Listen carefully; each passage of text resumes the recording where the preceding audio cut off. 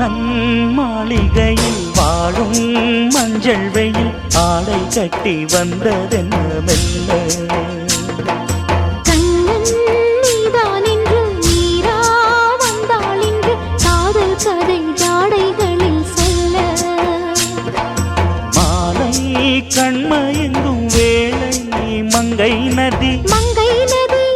பொங்கி வரும் கங்கை நதி ஏதோ காமம் செய்த சூதோ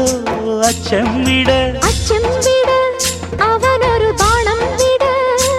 புது லீலைகள் தான் அதிகாலை வரைதான் அடிக்காதலி கண்மணி ஆஜா ஆஜா கையணைக்க ஆஜா ஆஜா दिल भर जाने